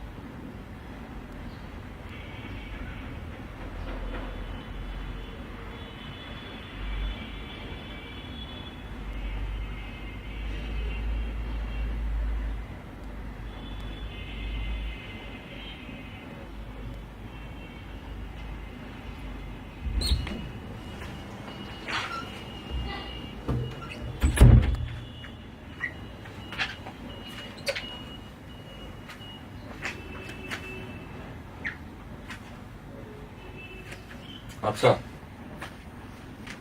ফাইন, কই সবাই চলে আসো। ছোট একটা টপিক বাকি আছে, ওটা আমরা পরে ফেলি, চলো। আচ্ছা, তো এখানে পার্সেন্ট রেশিও আমরা বললাম। তাহলে আরেকটা অঙ্ক এই পর্যায়ে মাথায় আসলো, ওইটা আমরা করে ফেলি।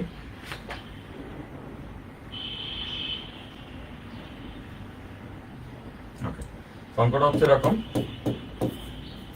4 এটিএম চাপে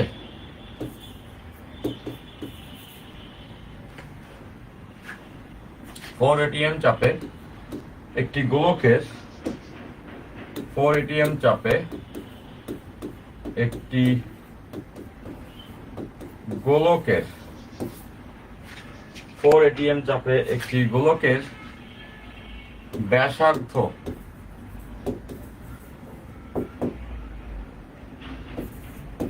5%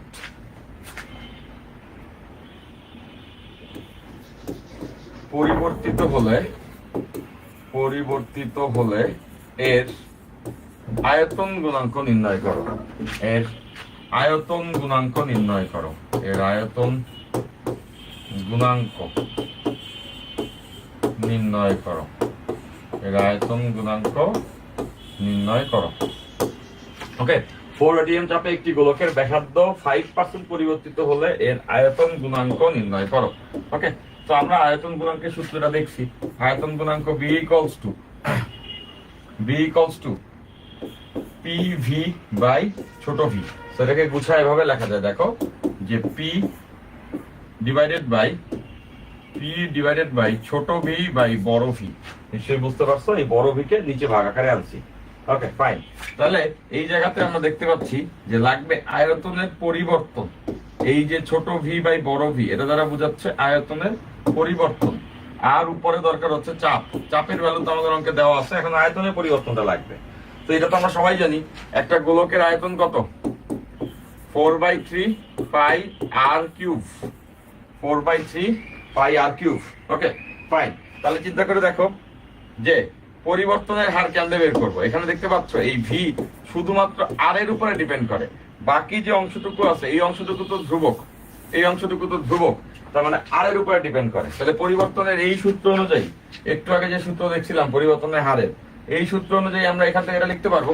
দেখো আয়তন পরিবর্তন del v by v equals to আমরা লিখতে পারবো, এটা তো ধ্রুবক, ধ্রুবক তো কি হয় বাদ, তাহলে del r by r into 3, যেহেতু এটার পাওয়ার আছে 3। ওকে, এইটাকেই তো আমরা বলতে পারবো ছোট v বাই বড় v। এই ছোট v দ্বারাই তো আমরা বুঝাই আয়তনের পরিবর্তন। ডেল v দ্বারা আয়তনের পরিবর্তন বুঝাই, আমরা এখানে ছোট v দ্বারা আয়তনের পরিবর্তন বুঝাই। তো আমরা দেখো এখানে আমরা আয়তন বিকৃতি পেয়ে যাব। তো এই জায়গা থেকে আমরা বুঝতেছি যে আয়তন বিকৃতি ডেল v বাই ছোট v ইকুয়ালস টু 3 ইনটু এইটা হচ্ছে আমাদের ব্যাসার্ধের পরিবর্তন। যেখানে বলছে ব্যাসার্ধ এত পার্সেন্ট পরিবর্তিত হয়, মানে এইটার ভ্যালু হচ্ছে এত পার্সেন্ট, 5%। 5% মানে হচ্ছে 5 ডিভাইডেড বাই 100। ওকে ফাইন, তাহলে আমরা লিখতে পারবো 3 5 দ্বারা কাটলে 20। ওকে ফাইন, তাহলে 3/20, তাহলে এইটার ভ্যালু হবে হচ্ছে গিয়ে 3/20। আর এই p এর ভ্যালু বলে দিচ্ছে 4 atm, আর 1 atm equals to 10 to the power 5। তাহলে এইখান থেকে আমরা আয়তন গুণাঙ্কের মান পেয়ে যাব। এটা কিন্তু একটা সুন্দর একটা অঙ্ক। ওকে আচ্ছা, এইটার ভ্যালু আসবে হচ্ছে 2.67 into 10 to the power 6, 2.67 into 10 to the power 6 Newton per meter square. Answer Newton per meter square. Okay, fine. ভাইয়া এক্স্যাক্টলি ভালো বলছো সাইজ, যে 12টায় স্টার্ট করারই আসলে ইচ্ছা ছিল, 12টাই আমার আসলে স্টার্ট করার ইচ্ছা ছিল, 12টায় সব রেডিও ছিল। ওকে, তো যেটা হইলো সেটা হচ্ছে গিয়া কিছু টেকনিক্যাল ইস্যুর জন্য সবকিছু সেটেট করে আমি একটু টাইম নিচ্ছি আর কি। That's right, fine. তাহলে এটা আমরা বুঝে গেছি। তো এরপর আমরা দৃঢ়তা গুণাঙ্কের সংজ্ঞাটা পড়ে ফেলি। দৃঢ়তা গুণাঙ্ক, দৃঢ়তা গুণাঙ্ক। ওকে, তো এইটার অনেকগুলো নাম আছে, এইটার অনেকগুলো নাম, প্রত্যেকটা নাম আমরা জানবো। দৃঢ়তা গুণাঙ্ক, দৃঢ়তা গুণাঙ্ক, রিজিডিটি মডুলাস, দৃঢ়তা গুণাঙ্ক। বাট এটার বেশ কতগুলা নাম আছে, এটার অনেকগুলা নাম আছে। একটা হচ্ছে দৃঢ়তা গুণাঙ্ক, তারপর আরেকটা হচ্ছে গিয়া ব্যবর্তন গুণাঙ্ক, ব্যবর্তন গুণাঙ্ক। ব্যবর্তন গুণাঙ্ক বললেও আমরা এটাকে বুঝবো। ওকে, আচ্ছা, দেন এটা আরেকটা নাম হচ্ছে গিয়া মোচড় গুণাঙ্ক, মোচড় গুণাঙ্ক। এটা আরেকটা নাম হচ্ছে গিয়ে মোচড় গুণাঙ্ক। ওকে, আরেকটা নাম আছে আকৃতি গুণাঙ্ক, আকৃতি গুণাঙ্ক, আকৃতি গুণাঙ্ক। ওকে, সেটা অনেকগুলো নাম। দৃঢ়তা গুণাঙ্ক, ব্যবর্তন গুণাঙ্ক, মোচড় গুণাঙ্ক, আকৃতি গুণাঙ্ক, এই দুইটা সব থেকে বেশি ব্যবহার হয়। দৃঢ়তা গুণাঙ্ক এবং হচ্ছে গিয়া ব্যবর্তন গুণাঙ্ক, এই দুইটা সব থেকে বেশি ব্যবহার হয়। এইগুলো রেয়ারলি ব্যবহার হয়। মনে আছে যে দ্বিতীয় ক্লাসে কেউ কোশ্চেন করতেছিল আকৃতি গুণাঙ্ক কি জিনিস, আকৃতি গুণাঙ্ক এখন আমরা জানবো। তো মনে রাখবা দৃঢ়তা গুণাঙ্ককে আমরা প্রকাশ করি ইটা দ্বারা। ইটা যত বেশি, বস্তু তত কঠিন, শক্ত। শক্ত মানে দৃঢ়, বস্তু তত শক্ত না বলে বলা উচিত বস্তু তত দৃঢ়। ওকে, এটা যত বেশি, বস্তু তত দৃঢ়। ওকে, তত বেশি শক্ত। সব থেকে দৃঢ় বস্তু কোনটা বলতো? পূর্ণাঙ্গ দৃঢ় বস্তু কোনটা? পূর্ণাঙ্গ দৃঢ় বস্তু, পূর্ণাঙ্গ দৃঢ় বস্তু, পূর্ণাঙ্গ দৃঢ় বস্তু হচ্ছে গিয়া কাঁচ। পূর্ণাঙ্গ দৃঢ় বস্তু হচ্ছে কাঁচ। কাঁচের রিজিডিটি মডুলাস হয় 100%, মানে এটা পূর্ণাঙ্গ দৃঢ়। এবং কাঁচ না, বেসিক্যালি ডায়মন্ড। হ্যাঁ, কাঁচ না, বেসিক্যালি ডায়মন্ড। ডায়মন্ডের একটা স্পেশাল ক্যাটাগরি, শুধু ডায়মন্ড না। এটাকে যেন, এটার নামটা আমার স্পেসিফিকলি মনে নেই। ওই যে মহাজাগতিক যে বস্তু আছে, ওকে, মহাবিশ্বের মহাজাগতিক যে বস্তু, ইন্টারগ্যালাকটিক ম্যাটার্স, তো সেইগুলা হচ্ছে গিয়ে যখন পৃথিবীর বায়ুমণ্ডলে ঢোকে তখন বায়ুর সঙ্গে ঘষা খেয়ে খেয়ে যখন মাটিতে এসে বাড়ি খায় তখন খুব দৃঢ় একটা বস্তুতে পরিণত হয়। সেই মানে উল্কাপিণ্ডের ভাঙা অংশ, অ্যাস্টেরয়েড, এটাকে বলে অ্যাস্টেরয়েড। অ্যাস্টেরয়েড, অ্যাস্টেরয়েডস যেগুলো মহাবিশ্ব থেকে বাতাসের মধ্যে ঢুকে, সেই অ্যাস্টেরয়েডস গুলো যখন আসলে পৃথিবীর সারফেসে বাড়ি খায় তখন ওটা অনেক শক্ত, ডেন্স হয়ে যায়। সেটা হচ্ছে পূর্ণাঙ্গ দৃঢ় বস্তু। ডায়মন্ডের থেকে হবে এটা। যাই হোক, এবার তো কাঁচ টাইপের বস্তুকে আমরা বলি পূর্ণাঙ্গ দৃঢ় বস্তু, যার দৃঢ়তা গুণাঙ্ক অলমোস্ট 100%। 100% দৃঢ়তা গুণাঙ্ক মানে এটা অনেক কঠিন। ওকে, তো পূর্ণাঙ্গ দৃঢ় বস্তু কিন্তু কখনোই ভালো ম্যাটেরিয়াল না। কেন ভালো ম্যাটেরিয়াল না? দেখো, কাচের ক্ষেত্রে কাঁচ অনেক দৃঢ় বুঝলাম, বাট কাঁচ ভাঙলে কিন্তু একবারে চৌচির হয়ে যায়। এটার কোনো স্থিতি স্থাপকতা নাই, মানে কাঁচ পুরোপুরি ভেঙে চৌচির হয়ে যায়। ওয়ারাস লোহা দেখবা এইটা হচ্ছে গিয়া বাঁকায় যায়, বাট ভাঙে না। ওই যে মচকাবে কিন্তু ভাঙবে না। ওকে, আর কাঁচ কি ভাঙবে কিন্তু মচকাবে না, তাই না? মানে অনেক দৃঢ়, ভেঙে যাবে কিন্তু মচকাবে না। বাট এই টাইপের জিনিস দিয়ে ম্যাটেরিয়ালস বানানো ভালো না। তোমরা কখনো খেয়াল করছো যে যখন বড় বড় স্ট্রাকচার বা ব্রিজের উপর থেকে বড় টাইপের হচ্ছে গাড়ি যায়, ব্রিজটা এরকম কাঁপে, দুলতে থাকে। বা ফ্লাইওভারে খেয়াল করে থাকবা, ফ্লাইওভারে গাড়ি গেলে দেখবা ফ্লাইওভারটা এভাবে করে হালকা দুলে। বা হচ্ছে ব্রিজ গুলার উপর থেকে যখন বড় ট্রাক বা লরি যায় তখন ব্রিজটা দুলে। তো অনেক সময় আমরা এটা মনে করতে পারি যে ব্রিজটা বোধহয় বানানো ভালো হয় নাই, দুর্নীতি করছে, তাই না? বা সেটা কিন্তু না, ব্যাপারটা এরকম। এটা একটা ব্রিজ আছে, তো এটার উপর দিয়ে যখন বড় টাইপের ভেহিকাল যাবে, এটার উপর থেকে যখন বড় টাইপের ভেহিকাল যায় তাহলে দেখবা এটা একটু কাঁপে, উপরে নিচে কাঁপে। তো উপরে নিচে যে কাঁপতেছে, এই কম্পনটা ভালো। কেন ভালো? কারণ এখানে যে রড ইউজ করে, এই ব্রিজের ভিতরে যে রডটা আমরা ইউজ করব, সেই রডটা দৃঢ়তা কিন্তু কখনো 100% হয় না। দৃঢ়তা হয়তো বা এটার কত 60% দৃঢ়তা আছে বললাম। তো 60% দৃঢ়তা থাকলে বুঝতেছো এইটা ভাঙবে না। কারণ ইটা যদি 100% হইতো তাহলে কিন্তু ভেঙে চৌচির হয়ে যেত। তো দৃঢ়তা যদি 60% হয় তার মানে এটা ভাঙবে না, বাট এটা হচ্ছে ওজন পড়লে ইলাস্টিসিটির কারণে কিছুটা দেবে যাবে, আবার আগের জায়গায় চলে আসবে, পূর্বের অবস্থায় ফিরে আসবে। কত ইলাস্টিসিটিতে আমরা দেখছিলাম যে বস্তু তার পূর্বের অবস্থা ধরে রাখতে চায়, মানে আবার সে আগের অবস্থায় ফিরে আসবে। ওকে, দ্যাট মিনস এইটা বেটার, জিনিসটা ভাঙবে না। যদি এটা কাচের হইতো তাহলে দেখো একটু প্রেসার পড়লেই পুরোপুরি ভেঙে গুঁড়ো গুঁড়ো হয়ে যেত। তো এই জন্য আমরা যখন বিল্ডিং বানাই, যে রড গুলো ইউজ করি, তার দৃঢ়তা গুণাঙ্কের কিন্তু অ্যাড দেয়। তোমরা নিশ্চয়ই খেয়াল করেছো যে বিএসআরএম, কেএসআরএম, এই যে আছে না বিএসআরএম, কেএসআরএম, এরকম অনেক রড। এবার বাড়ি বানাবো কি দিয়ে, বাবা খুব চিন্তিত, ছেলের কাছে জিজ্ঞাসা করছে, এরকম অ্যাড আমি দেখলাম কিছুদিন আগে। তো ছেলে এসে বললো যে 100% দৃঢ়তা গুণাঙ্ক বিশিষ্ট হচ্ছে রড দিয়ে বাড়ি বানাতে হবে। এই যে তোমরা কি দেখছো একটা অ্যাড আমি কিছুদিন আগে দেখতেছিলাম, যে কোন কোম্পানির মনে নাই, যে বাবা খুব চিন্তাগ্রস্ত, বাড়ি বানাবে, এখন কোন রড সে ইউজ করবে। আরএফএল এর রড, আরএফএল এর পাইপ হয় ইউজুয়ালি। তো যাই হোক, পরের তো এখন তার ছেলে আসছে স্মার্ট, এবং সে তখন বলতেছে, বাবা তুমি কোনো চিন্তাই করো না। বাবা কি করতেছে, বাবা আবার হচ্ছে গিয়ে তোমার ইসের প্যালেস্টাইনের ভাঙা বিল্ডিং গুলা দেখে সে খুব দুশ্চিন্তায় আছে, কিন্তু সে বলতেছে ভূমিকম্পে ভেঙে গেছে নাকি এই বাড়ি। সেই জন্য সে এখন কি চায়, সে এখন চায় একটা হচ্ছে তোমার নিশ্চয়তালা বাড়ি, এবং তার সন্তান, তার ছেলে খুব স্মার্ট। সে এসে বললো, বাবা তুমি কোনো চিন্তাই করো না, আমি এটা সলিউশন করে দিচ্ছি। এবং সে হচ্ছে 100% দৃঢ়তা গুণাঙ্ক বিশিষ্ট একটা রডের কথা বললো, এটা দিয়ে সে বাড়ি বানাবে। জাস্ট ইমাজিন, আমরা সবাই কি মনে করি 100% মানে মনে হয় সব থেকে ভালো কোনো একটা জিনিস, তাই না? ওরা মার্কেটিং করলো এরকম যে 100% দৃঢ়তা গুণাঙ্ক বিশিষ্ট রড, এবং এই রড দিয়ে বাড়ি বানাবে। তাহলে 100% দৃঢ়তা গুণাঙ্ক বিশিষ্ট রড দিয়ে যদি বাড়ি বানায়, তাহলে সেটা তো কাঁচ দিয়ে বাড়ি বানানো হবে, কাঁচের বাড়ি হবে, এবং সেটা দিয়ে যদি বাড়ি বানায় তাহলে তো ভেঙে চৌমার হয়ে যাবে, ভূমিকম্প হইলেই গুড়া গুড়া হয়ে ধ্বংসস্তূপে পরিণত হয়ে যাবে। তো মানুষজন কি বুঝলো, 100% দৃঢ়তা গুণাঙ্কের রড তার মানে তো সেরা, তাই না? আচ্ছা, তো দৃঢ়তা গুণাঙ্ক বেশি হওয়া মানে কিন্তু রড ভালো, এটা না। রডের দৃঢ়তা গুণাঙ্ক একটা অপটিমাল হইতে হবে, ভালো থাকতে হবে। বাট বেশি ভালো থাকলে, বেশির দিকে চলে গেলে কিন্তু সেটা ভেঙে চৌচির হয়ে যাবে, তাই না? তো এটাই তো মার্কেটিং এর সময় কিন্তু বলে রড গুলো 100% দৃঢ়। আচ্ছা, তো গেল এটা। এখন যে কোনো ধরনের গুণাঙ্ক যেভাবে করে বের করা হয়, যে কোনো ধরনের গুণাঙ্ক আমরা জানি, যে কোনো ধরনের গুণাঙ্ক হচ্ছে গিয়া পীড়ন বাই বিকৃতি। হ্যাঁ, তো এটা হচ্ছে গিয়া ব্যবর্তন পীড়ন, ব্যবর্তন পীড়ন বাই হচ্ছে গিয়া ব্যবর্তন বিকৃতি।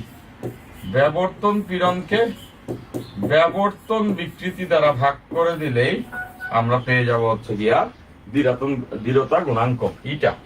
আচ্ছা, ব্যবর্তন পীড়ন কি জিনিস এটা আমরা এভাবে বুঝবো। দেখো, যে মনে করো এটা একটা বই আছে, হ্যাঁ, এটা একটা বই, ধরুন একটা তপন স্যারের বই।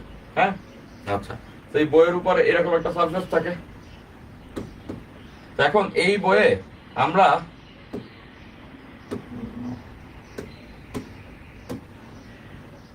যে জিনিসটা হবে, আমরা এইটা সারফেসে যদি একটা বল দেই, এইখানে যদি আমরা একটা বল দিই, এখানে একটা বল দিলাম, এখানে আমরা এফ বল দিলাম, তো বল দিলে এটা কি এরকম নত হয়ে পড়বে না? অনেকটা এরকম।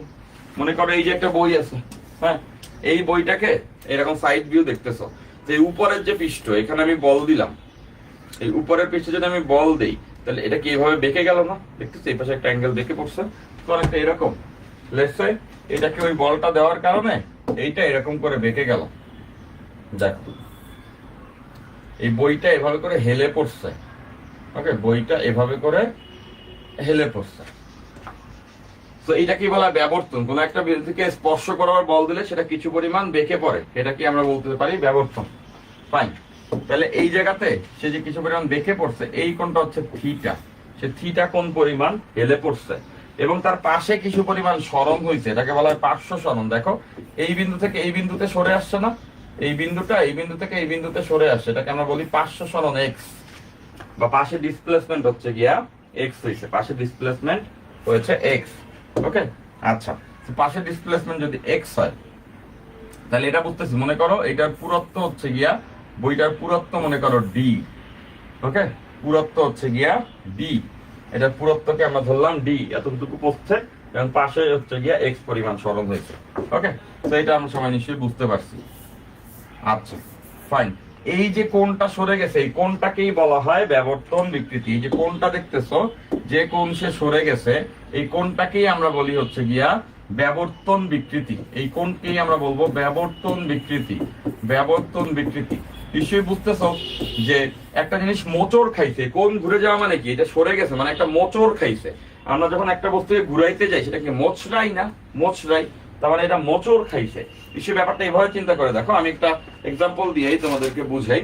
লেটস সে আমার কাছে দুইটা জিনিস আছে, হ্যাঁ দেখো এটা খুব ভালো রিলেট করতে পারবা তোমরা। দৃঢ়তা গুণাঙ্ক দ্বারা কি বুঝে? যেমন দেখো এটা একটা কলম আর এটা একটা টিস্যু। এখন কোনটা দৃঢ় বলো? এই কলম আর টিস্যুর মধ্যে কোনটা দৃঢ়? নিশ্চয় বুঝতেছো কলমটা দৃঢ়। দেখো এই কলম রে আমি হচ্ছে গিয়ে মোচড়াইতে গেলাম, এই যে স্পর্শক বরাবর বল দিলাম, এটা কিন্তু মোচড় খায় না, অল্প মোচড় খায়। আবার দেখো এই টিস্যুকে আমি এই যে বল দিলাম স্পর্শক বরাবর, সহজেই মোচড় খায় গেল। দেখো সহজেই সে একটা কোণ ঘুরে যাচ্ছে, এই যে সহজেই সে কোণ ঘুরে যাচ্ছে। খেয়াল করো, সহজেই সে কোণ ঘুরে যাচ্ছে। ওকে ফাইন। তাহলে দেখো এইটারে যখন আমি মোচড়াইছি সহজে সে ঘুরে না, তার মানে একই বল দিলাম, দেখো একই বল স্পর্শকে দিলাম, এটা ঘুরলো না।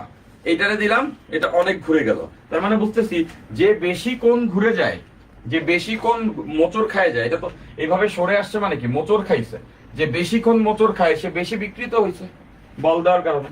ফাইন, এটাকে বলা হয় ব্যবর্তন বিকৃতি। ব্যবর্তন বিকৃতিকে আমরা বলবো থিটা।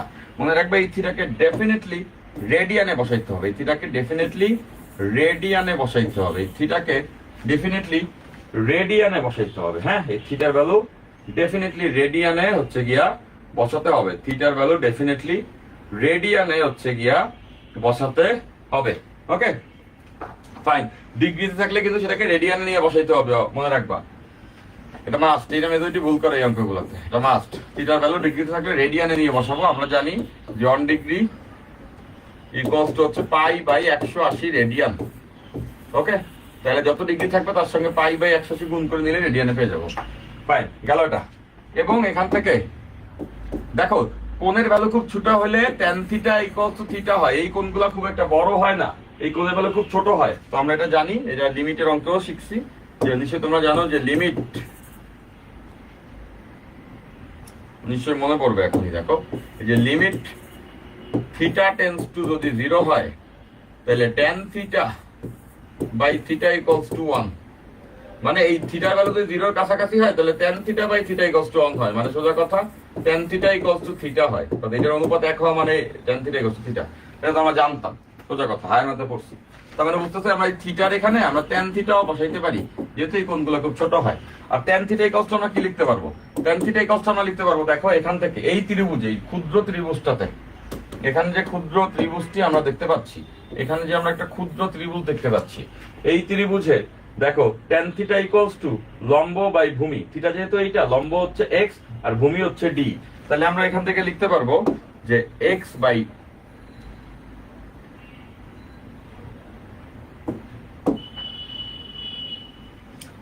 এখান থেকে লিখতে পারবো x by d, x by d। Okay, x হচ্ছে পার্শ্ব সরণ, d হচ্ছে এটার পুরুত্ব। তাইলে দেখো আমরা এখান থেকে একবারে বিকৃতি পেয়ে গেছি, ব্যবর্তন বিকৃতি। এবার আসো আমরা ব্যবর্তন পীড়নটা একটু বের করে নিই। হ্যাঁ, ব্যবর্তন পীড়ন, ব্যবর্তন পীড়ন। তো পীড়ন ইকুয়ালস টু কি? বল বাই ক্ষেত্রফল। এখানেও তাই, পীড়ন ইকুয়ালস টু বল বাই ক্ষেত্রফল। ওকে, বল বাই ক্ষেত্রফল।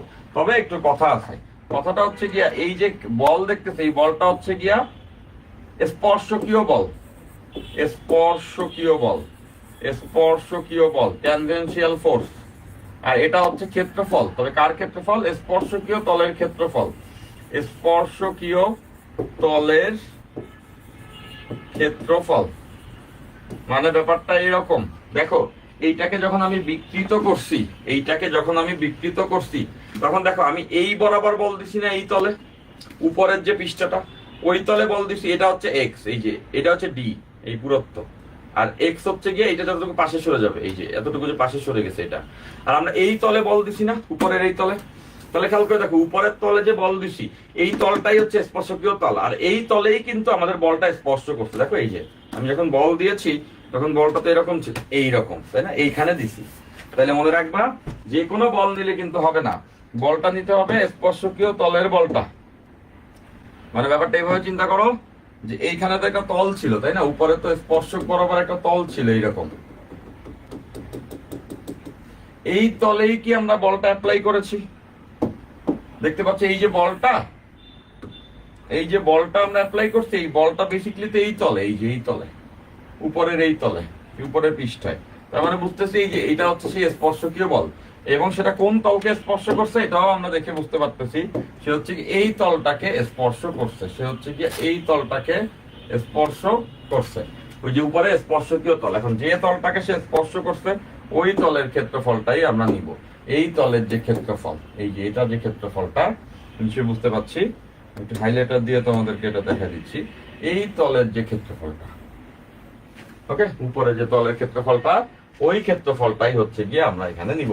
স্পর্শকীয় তলের ক্ষেত্রফল আর উপরে হচ্ছে স্পর্শকীয় বল। ওকে ফাইন। তাহলে দেখো আমরা দ্বিতীয়তা গুণাঙ্কের সূত্র পেয়ে গেছি। Eta equals to f by a divided by theta. f by a divided by theta মানে আমরা এটা লিখতে পারবো f by a theta, f by a theta. তো এটাকে এভাবে করে লেখা যেতে পারে f বাই a থিটা। আবার থিটার এখানে লেখা যায় কি tan থিটা। আবার tan থিটাকে কি লেখা যায়? tan থিটাকে লেখা যায় x বাই d। tan থিটাকে আবার লেখা যায় x বাই d, কতটুকু সরছে আর কতটুকু পুরুত্ব। ঠিক আছে, তাহলে এই যে ফর্মুলা, এই প্রত্যেকটাই দৃঢ়তা গুণাঙ্কের ফর্মুলা হবে, এবং দৃঢ়তা গুণাঙ্কের একক কি 8-10টা এককের মতোই, গুণাঙ্কের মতোই, নিউটন পার মিটার স্কয়ার।